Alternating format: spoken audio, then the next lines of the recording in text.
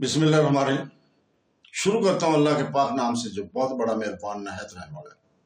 دوستوں، بہنوں، بھائیوں، بزرگوں، السلام علیکم ورحمۃ اللہ وبرکاتہ۔ ہم اپنے اسلامک چینل میں بیانات کے سلسلے وار آج کی ویڈیو نمبر 47 میں، یہ بیان نمبر 47 ہے، آپ کا ہم خیر قدم کرتے ہیں اور ہم اس میں وضاحت کریں گے کہ قرآن پاک رحمت الہی کے تصور کو کیسے بیان کرتا ہے۔ دوستوں، بہنوں، بھائیوں، بزرگوں، ہمارا مقصد قرآن پاک اور سنت رسول سے سیکھنا اور سکھانا، تاریخ پر غور کرنا اور الہی رہنمائی سے مسائل کا حل تلاش کرنا۔ قرآن کریم رحمت الہی کے تصور کو کیسے بیان کرتا ہے، ہم اس کے اوپر آج اس میں بیان کریں گے۔ قرآن کریم میں سب سے زیادہ گہرے اور بار بار آنے والے موضوعات میں سے ایک رحمت الہی کا تصور ہے۔ اللہ تعالیٰ تقریباً ہر باب کے شروع میں اپنا تعارف الرحمن اور رحیم کے طور پر کرواتا ہے، جو نہایت رحم کرنے والا اور نہایت رحیم کرنے والا ہے۔ یہ مسلسل یاد دہانی اس بات پر روشنی ڈالتی ہے کہ رحمت اللہ کے اس کے مخلوق کے ساتھ تعلق کی بنیاد ہے۔ قرآن پاک الہی رحمت کے لامحدود کے طور پر پیش کرتا ہے، جو وجود کے ہر پہلو پر محیط ہے، انسانیت کی رہنمائی کرتی ہے، گناہوں کو معاف کرتی ہے اور رزق فراہم کرتی ہے۔ اللہ تعالیٰ قرآن پاک میں اعلان کرتا ہے سورہ اعراف آیت نمبر 156 میں، جس کا ترجمہ ہے میری رحمت ہر چیز پر محیط ہے۔ یہ آیت اس بات کو تصدیق کرتی ہے کہ کوئی بھی مخلوق، خواہ انسان ہو یا جانور یا مخلوق کا کوئی حصہ، اللہ کی رحمت سے خارج نہیں ہے۔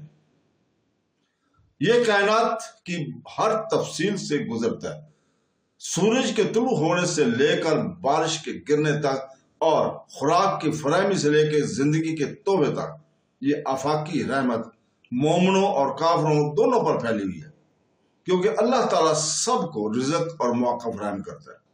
قرآن پاک رحمت کی وحی الہی کے پیچھے مرکزی وجہ قرار دیتا ہے۔ اللہ تعالیٰ فرماتا ہے سورہ انبیاء آیت نمبر 107 میں، جس کا ترجمہ ہے اے محمد، اور اے محمد، ہم نے آپ کو تمام جہانوں کے لیے رحمت بنا کر بھیجا ہے۔ نبی کریم صلی اللہ علیہ وسلم نہ صرف رہنمائی کے علمبردار تھے بلکہ رحمت الہی کا مظہر بھی تھے۔ ان کا مشن انسانیت کی بہتری، انہیں جہالت سے بچانا اور ابدی کامیابی کا راستہ دکھانا تھا۔ یہ آیت ظاہر کرتی ہے کہ رحمت الہی خلاصہ نہیں بلکہ فعال ہے، جو نبیوں، وحی اور ہدایت کے ذریعے کام کرتی ہے۔ رحمت الہی کا تعلق معافی سے بھی ہے۔ سورہ الزمر میں اللہ تعالیٰ فرماتا ہے آیت نمبر 53 میں، کہہ دو اے میرے بندو جنہوں نے اپنی جانوں پر زیادتی کی ہے، اللہ کی رحمت سے مایوس نہ ہو، بے شک اللہ تمام گناہوں کو بخش دیتا ہے، بے شک وہی بخشنے والا مہربان ہے۔ یہ آیت قرآن پاک میں سب سے زیادہ امید افزا پیغامات میں سے ایک ہے۔ یہ سکھاتا ہے کہ گناہ کتنا ہی بڑا کیوں نہ ہو، اللہ تعالیٰ کی رحمت زیادہ ہوتی ہے، بشرطے بندہ اس کی طرف سچی توبہ کرے۔ یہ اس کی شفاعت اور بخشش کی بے حد فطرت کی عکاسی کرتا ہے۔ تو دوستو، بہنوں، بھائیوں، قرآن پاک الہی رحمت کو انسانی کوتاہیوں سے بھی مستعصم کرتا ہے۔ اللہ انسانیت کو یاد دلاتا کہ وہ لوگوں کے گناہوں کے باوجود سزا میں جلدی نہیں کرتا۔ اللہ تعالیٰ فرماتا ہے سورہ فاتر آیت نمبر 45 میں، جس کا ترجمہ ہے اگر اللہ لوگوں پر ان کی کمائی کا الزام لگاتا تو وہ زمین پر کسی جاندار کو نہ چھوڑتا، لیکن وہ انہیں ایک خاص مدت تک مہلت دیتا ہے۔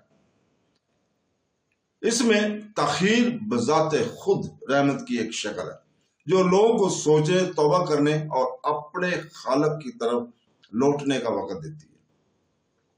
حدیث کا لٹریچر اللہ تعالیٰ کی رحمت کی گہرائی کے مزید واضح کرتا ہے۔ صحیح بخاری حدیث نمبر 3194 میں رسول پاک صلی اللہ علیہ وسلم نے فرمایا، جب اللہ تعالیٰ نے مخلوق کو مکمل کیا تو اس نے اپنی کتاب میں لکھا، جو اس کے پاس عرش پر ہے، میری رحمت میرے غضب پر غالب ہے۔ یہ حدیث اس بات پر روشنی ڈالتی ہے کہ جہاں اللہ تعالیٰ ظالموں کو سزا دینے پر قادر ہے، اس کی رحمت غالب ہے اور اس کے غضب پر غالب ہے۔ یہ مومنوں کو یقین دلاتی ہے کہ وہ ایک ایسے رب کے ساتھ معاملہ کر رہے ہیں جو سزا پر معافی کو ترجیح دیتا ہے۔ صحیح مسلم کی ایک اور روایت ہے کہ رحمت الہی کی وسعت کو بیان کرتی ہے۔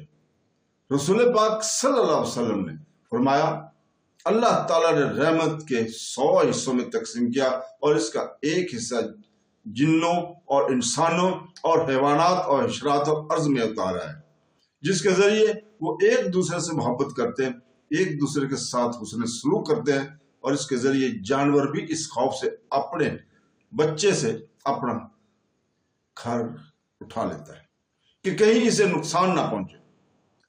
اس سے ظاہر ہوتا ہے کہ ہم دنیا میں جتنی ہمدردی دیکھتے ہیں وہ اللہ تعالیٰ کی رحمت کا صرف ایک حصہ ہے، جبکہ اس کا بڑا حصہ آخرت میں منتظر ہے۔ قرآن کریم رحمت کو ہدایت اور جنت سے بھی جوڑتا ہے۔ اللہ تعالیٰ فرماتا ہے سورہ یونس آیت نمبر 9 میں، جس کا ترجمہ ہے، جو لوگ ایمان لائے اور انہوں نے نیک عمل کیے، ان کا رب ان کے ایمان سے ان کی رہنمائی کرے گا اور ان کے نیچے نعمتوں کے باغوں میں نہریں جاری ہوں گی۔ جنت کا انعام بذات خود الہی رحمت کا مظہر ہے، کیونکہ جنت میں کوئی بھی شخص صرف اعمال سے نہیں جا سکتا مگر اللہ کے فضل سے۔ نبی کریم صلی اللہ علیہ وسلم نے اس کی وضاحت کرتے ہوئے فرمایا، تم میں سے کوئی بھی اپنے اعمال کی وجہ سے جنت میں داخل نہیں ہوگا۔ انہوں نے پوچھا کہ یا رسول اللہ صلی اللہ علیہ وسلم، آپ صلی اللہ علیہ وسلم نے فرمایا، مجھ پر بھی نہیں جب تک اللہ مجھ پر رحم نہ کرے۔ صحیح مسلم کی حدیث نمبر 2816 کا ہم نے یہ ذکر کیا۔ اس کے ساتھ ہی قرآن کریم رحم کی معمولی سمجھنے سے خبردار کرتا ہے۔ رحمت وہ بہت وسیع ہے، لیکن یہ اپنی پوری شکل میں ان لوگوں کے لیے مخصوص ہے جو توبہ اور ایمان کے ساتھ اللہ تعالیٰ کی طرف رجوع کرتے ہیں۔ اللہ تعالیٰ فرماتا ہے سورہ اعراف آیت نمبر 156 میں، نیکی لیکن میری رحمت پر جو چیز پر محیط ہے، اس لیے میں اسے ان لوگوں کے لیے لکھوں گا جو مجھ سے ڈرتے ہیں اور زکوٰۃ دیتے ہیں اور جو ہماری آیت پر ایمان رکھتے ہیں۔ یہ آیت ظاہر کرتی ہے کہ رحمت عالمگیر ہے، لیکن اس کا خاص حصہ ان مومنوں کے لیے ہے جو نیک زندگی گزارنے کی کوشش کرتے ہیں۔ قرآن پاک الہی رحمت کی آفاق کی لامحدود اور انسانی قسم سے بڑھ کر بیان کرتا ہے۔ اس کا اظہار تخلیق، وحی، بخشش، ہدایت اور جنت کے وعدے میں ہوتا ہے۔ حدیث کا لٹریچر اس بات کی وسعت دیتا ہے کہ دنیا میں ہمدردی کے چھوٹے سے چھوٹے عمل بھی اللہ تعالیٰ کی عظیم رحمت کے مظاہر ہیں۔ مومنوں کے لیے الہی رحمت کا تصور امید، سکون اور توبہ کرنے اور راست بازی کے لیے کوشش کرنے کی ترغیب دیتا ہے۔ اس کے ساتھ ساتھ یہ ایک یاد دہانی کا کام بھی کرتا ہے کہ حقیقی بھروسہ صرف کسی کے اعمال پر نہیں بلکہ اللہ تعالیٰ کی رحمت پر ہے۔ قرآن پاک میں رحمت الہی پر تاکید ہر نسل کے لیے امید کا پیغام ہے۔ یہ انسانیت کو یقین دلاتا ہے کہ غلطیوں اور کمزوریوں کے باوجود اللہ تعالیٰ کی بخشش کا دروازہ ہمیشہ کھلا رہا ہے اور کھلا ہے۔ یہ مومن کو عاجزی، شکر گزاری اور رحمان کی مسلسل یاد کی طرف بلاتی ہے، جو اس دنیا میں اپنی مخلوق کو شفقت کے ساتھ گلے لگاتا ہے اور آخرت میں ابدی رحمت کا وعدہ کرتا ہے۔ تو دوستو، بہنوں، بھائیوں، ہم آج کی بحث کا اختتام اپنی عاجزانہ دعا کے ساتھ کرتے ہیں کہ اے اللہ تعالیٰ، ہمارے دلوں کو پاک کر، ہمارے اعمال کو قبول فرما، ہمارے گناہوں کو معاف فرما اور ہمیں اپنے شکر گزار بندوں میں شامل فرما اور ہمیں قرآن پاک اور حدیث نبوی پر عمل کرنے کی توفیق فرماؤ۔ آمین ثم آمین۔ اللہ حافظ۔